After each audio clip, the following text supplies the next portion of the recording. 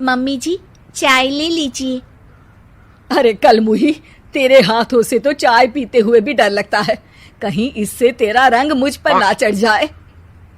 अगर इन्हें इतनी ही शर्म होती तो मेरे इतने हैंडसम भाई को इस तरह फंसाती नहीं। बानी और शिवम की लव मैरिज हुई है।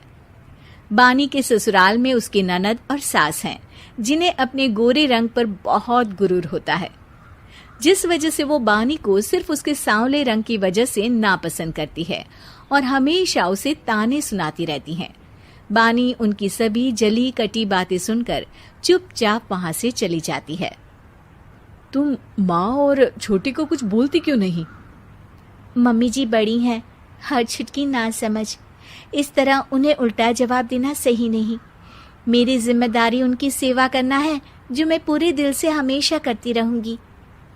ऐसा बोलकर बानी रसोई में जाकर रात के खाने की तैयारी करने लगती है। रात को खाना खाते हुए बानी की सास उसे कहती है, कल मैंने अपनी फ्रेंड्स के साथ किटी पार्टी रखी है, समय से सारा खाना बना देना और अपना मनहूस चेहरा लेकर ज्यादा उनके सामने मत आना, समझी? माँ, बानी आप दोनों की कितनी परवाह करती है, फिर भी आप उससे इतना बुरा व्यवहार क्यों करती हैं? अरे एक तो लव मैरिज करके इस कलमुही को हमारे सर पर लाकर बिठा दिया और अब हम इसे कुछ बोल भी नहीं सकते क्या? भैया तो इनकी तरफदारी करेंगे ही, आखिर इन्होंने पूरी तरह उन्हें अपने वश में जो किया है।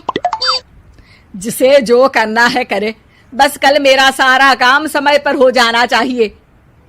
इस पर सब खाना खाकर सोने चले जाते हैं और अगले दिन बानी जल्दी उठकर सास की किटी पार्टी के लिए तैयारियां शुरू कर देती है, जिस पर पार्टी शुरू होने के बाद सास की सहेलियां कहती हैं, अरे वाह री, तेरी बहू ने तो बड़े स्वादिष्ट समोसे बनाए हैं।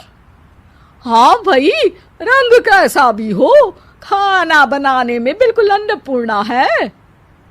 अरे इसकी भी क्या बात करनी, मेरी बेटी से मिलो, इसकी सुंदरता के आगे तो उर्वशी रंभा भी फेल है। उर्वशी रंभा को तो फेल कर देगी, पर क्या अन्नपूर्णा बन पाएगी?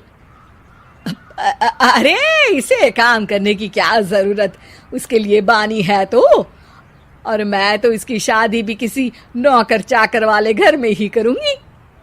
बानी वापस रसोई में चली जाती है और किटी पार्टी चलती रहती है। उसी रात को बानी की सास गुस्से में चिल्लाते हुए अपने कमरे से बाहर निकल कर आती है। हाय रे, चोरी हो गई मेरे पैसे, पक्का पक्का इस कलमुही की वजह से हुआ है ये सब। अरे क्या हुआ माँ, कौन सा आसमान टूट गया? अरे आसमान तो उसी दिन टूट गया था जब तू इस कलमुही से शादी करके इसे घर में ले आया था। खुद तो आई ही, अपने साथ साथ मनहूसियत का काला साया भी मेरे घर ले आई। अरे हुआ क्या माँ? अरे मेरी तिजोरी में रखे पैसे कहीं गायब हो गए, सुबह ही देखा, अरे यहीं रखे थे। क्या आप मुझ पर चोरी का इल्जाम लगा रही हैं? अरे काली बिल्ली पर भी क्या कोई मनहूसियत का इल्जाम लगाता है? ऐसा बोलकर बानी की सास वहां से चली जाती है, जिसके बाद शिवम और बानी बात करने लगते हैं। देखो, मम्मी की बात का बुरा मत मानना, वो बस परेशान है ना, इसलिए कुछ भी बोल गई। वो परेशान नहीं, मुझसे नफरत की वजह से ऐसा बोलकर गई हैं। उन्हें मैं हमेशा एक आंख नहीं सुहाती। देखो बानी, अगर तुम चाहो तो हम दूसरा घर लेकर वहां शिफ्ट कर सकते हैं। आखिर तुमसे प्यार करके तुम्हें अपनी जिम्मेदारी पर इस घर में लेकर आया हूं, इस तरह टॉर्चर नहीं होने दे सकता। अगर आप साथ हैं तो मुझे किसी चीज की टेंशन नहीं, और आखिर वो हमारी बुजुर्ग हैं, हम उन्हें और छुटकी को इस तरह अकेले छोड़कर कैसे जा सकते हैं। इसके बाद बानी भी अपने कमरे में चली जाती है और अब हर रोज उसकी सास की तिजोरी से पैसे गायब होने लगते हैं। इसी तरह कुछ समय बीत जाता है और वो हर बार हर चीज का इल्जाम बानी पर लगाती है, पर बानी कभी कुछ भी नहीं बोलती। कलमुही नास पीटी, बहू को घर की लक्ष्मी बोलते हैं, ये तो पनौती बनकर आई है, पनौती। एक रात बानी की सास को आधी रात में प्यास लगती है, तो वो पानी पीने रसोई की तरफ जाती है।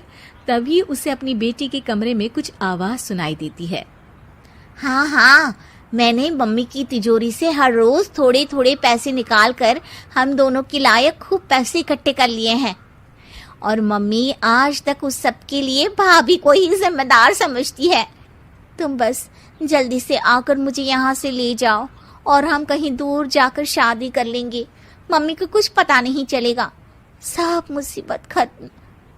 अपनी बेटी की ये सारी बातें सुनकर बानी की सास भौंचक्की रह जाती है और अपने कमरे में वापस चली जाती है। जब अगली सुबह बानी सास के कमरे में आती है, मम्मी जी, क्या बात है, आज आप कमरे से बाहर ही नहीं आई? आपकी तबीयत तो ठीक है ना? क्या छुटकी कमरे से बाहर आई या तुम उसके कमरे में गई? नहीं नहीं, क्यों, जाना है क्या? मैं अभी चली जाती हूँ। नहीं, कोई कहीं नहीं जाएगा। इस पर वो बानी को साथ लेकर कमरे से बाहर आती है, जहाँ शिवम भी होता है। वहां उसकी सास बोलती है, छुटकी मेरी तिजोरी के सारे पैसे लेकर अपनी माँ के बारे में कोई ख्याल करे बिना किसी लड़के के साथ घर छोड़कर चली गई। और बहू, तुमने मुझ जैसी सास की सेवा करने के लिए अपने ही पति के साथ दूसरे घर जाने से मना कर दिया। मैंने हमेशा तुम्हारा रंग देखा अच्छा ही नहीं, जो मेरी सबसे बड़ी गलती है। मुझे माफ कर दे बेटा। और इसके बाद बानी की सास कभी अपनी बहू की तारीफ करते थकी नहीं।